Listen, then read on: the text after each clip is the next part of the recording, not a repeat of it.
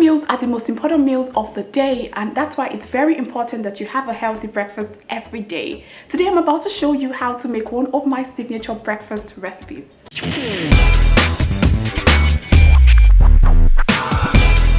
Hey guys, welcome to the Zeelicious cooking series. So today I'm going to show you how to make egg and plantain frittata. Growing up as a child, my mom used to make us fried plantains and fried eggs, and we totally enjoyed it all the time. When I grew up into an adult, I thought to myself, is there a way to combine the plantains and the eggs together to form one dish? And boom, that's where the egg and plantain frittata recipe was developed. Now, there's nobody that has had a taste of this dish that has not fallen in love with it. In fact, it is even popularly known or has been popularly nicknamed Dodo Pizza in Nigeria.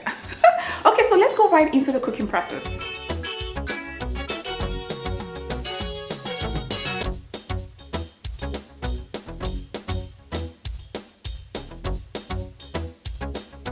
So like the name of the dish suggests, there are two main ingredients that are used to making this dish, and it is plantains, of course, and the eggs.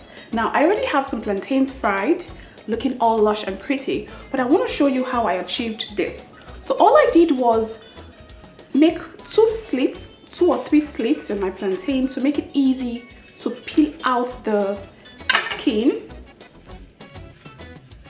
just like so. And then afterwards, I place my plantain on my chopping board, and then I cut them into round shapes. Now, when you're cutting your plantain, ensure that you cut them at least 2 inches thick. This will prevent the plantain from sinking into the egg mixture when you finally put it on top of it. I'll show you what I mean when we proceed. So I'm just cutting it at least 2 inches thick. It has to be this fat. Don't make it thin. So afterwards, you take all of your plantain pieces and place them in a mixing bowl. You season with some salt and mix it thoroughly to combine, and then you fry in some hot oil until it is golden brown. That's for the plantain. Let's move on to making the filling.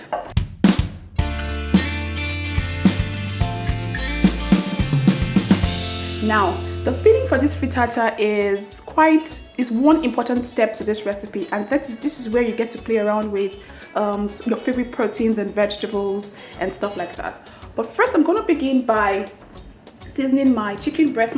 For the protein, I'm using some chicken, but you can go ahead and use sausage or fish or whatever other protein that you like. I'm using some chicken breast for the boneless chicken breast for this, and all I'm going to do right now is season with some salt, 1 seasoning cube, and just a sprinkle of pepper. Then I'm going to mix this all together thoroughly. And so over here, I already have my frying pan heating up on medium heat. What I'm going to do next is just drizzle some olive oil into the pan. Now, this is where we're going to mix up all of our filling. Now, just allow it to heat up slightly for about 30 seconds. You mainly just want to coat the pan. You don't want to put so much oil into the pan. What I want to do right now is just cook the chicken saute it for about 2 minutes or 3 minutes until it loses its pinkness, and then it just browns just a little bit. So let's give this some time. So all of the chicken pieces will go into the pan. The sizzle! And I'll just spread it around.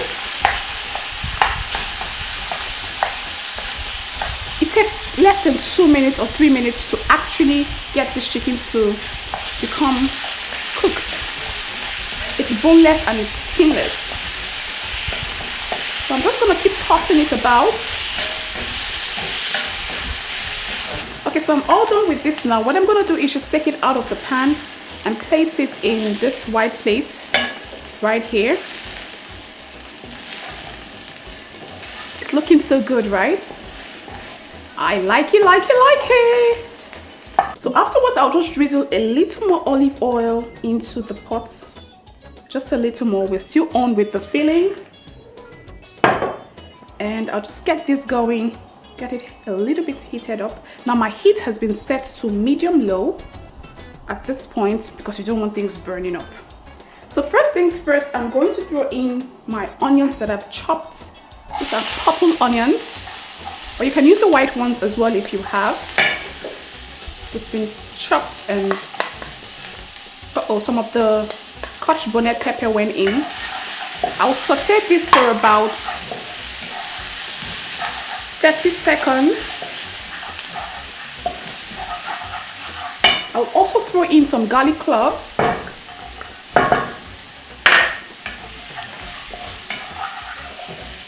And saute until it's fragrant. Now to make the filling for this dish, you do not require so much oil. In fact, you don't require a lot of oil at all. So afterwards, I'm going to throw in my chopped Scotch bonnet pepper.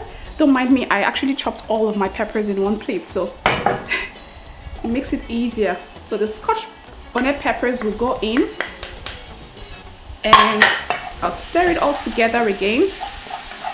And immediately I'll bring in the chopped tomatoes.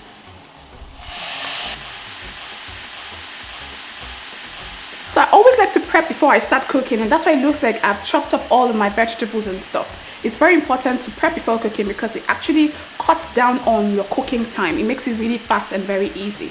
So the tomatoes are in now. I'm just going to keep stirring this around for a further 2 minutes. So in here, I'm going to throw in some curry powder.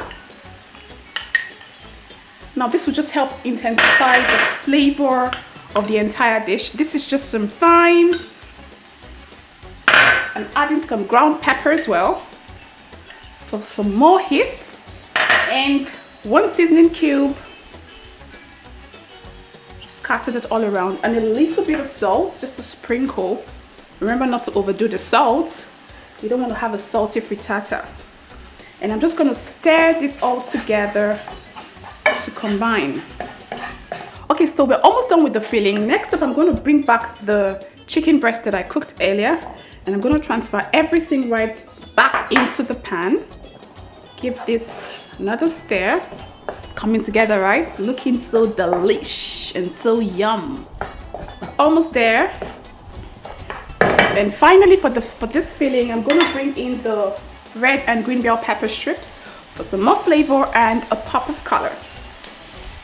I'm gonna save some for garnish. It's looking so beautiful, right? Stirring this all around. Okay, I'm not gonna overcook the vegetables because I still want them to maintain their very vibrant colors.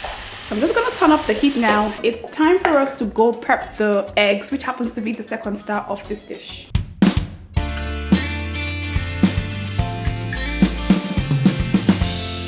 So for the eggs, all I'm going to do is just crack open 8 eggs.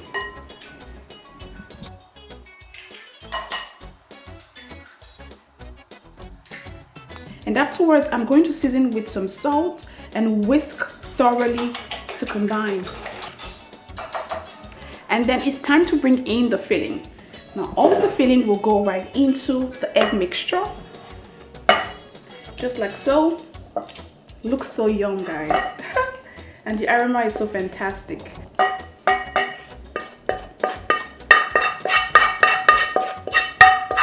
So I'm just going to stir this, mix this thoroughly to combine. It looks so delightful just as this, guys. Love, love, love, love, love. And then, now I was going to mention that there are 2 methods of cooking this. You can either use your oven or you can use your gas cooker method. For this recipe, I'm going to be using the gas cooker method because a lot of people have gas cookers and most people don't really use their ovens in their houses. So I'm going to be showing you the gas cooker method. So this is all mixed now. What I'm going to do next is, in the same pan that I did the filling, I'm going to drizzle in some olive oil just to coat my pan with, I'm going to use a brush to coat the pan evenly with the oil. This is going to prevent the egg mixture from sticking or burning. So afterwards, I'm just going to transfer all of the egg mixture into the pan, just like so. I'm salivating. The dish isn't even complete yet and I'm already salivating. And just spread this around to ensure that everything goes around. And then I bring in my fried plantains. This is the best star of this dish, according to me. And I'm just going to grace this egg mixture with the fried plantains. Just gonna go in a circular pattern like so.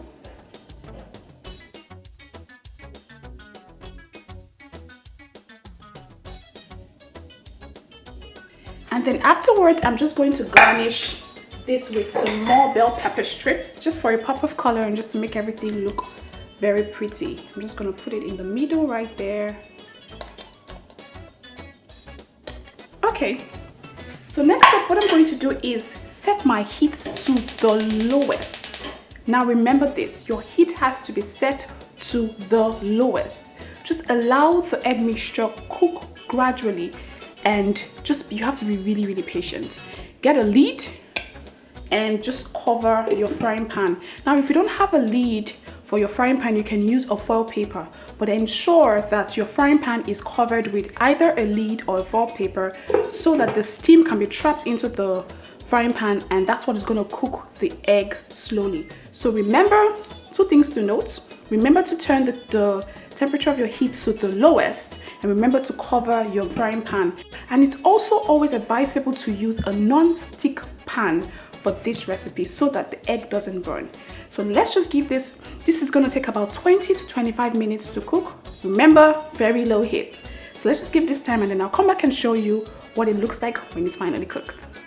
So this has been cooking for about 23 minutes. Now I must add that you shouldn't be tempted to open the lid or the foil of the pan. Just set your time to 20 to 25 minutes once you start cooking, and don't open the lid at all, because if you open the lid, it might take out the steam and affect the cooking process. So I'm going to check this now, and I'm sure that it's perfectly cooked because the time is being tested. So just stick to the time and ensure that your heat is set to the lowest, and just stick to 20 to 25 minutes and it will be done by then. You know it's done when the center is all firmed up.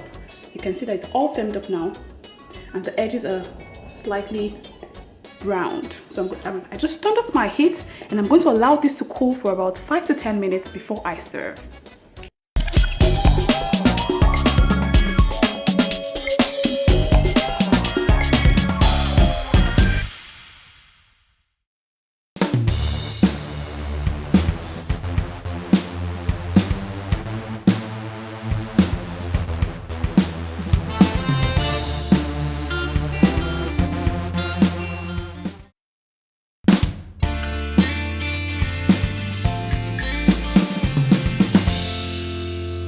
Okay, so the frittata has been cooling for about 5 to 10 minutes, and you know that it is perfectly cooled when it releases itself from the sides of the pan like so, and then it's firmed up further just a little slightly.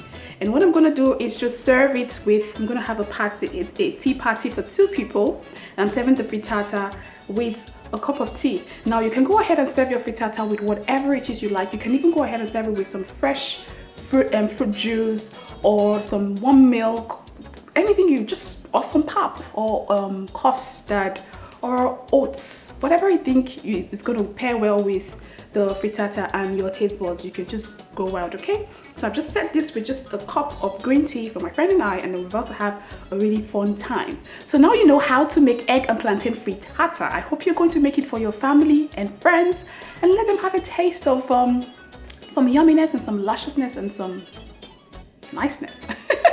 I'll see you again next time with another beautiful recipe. Until then, remember to be very kind to one another and love yourself generously. Take care.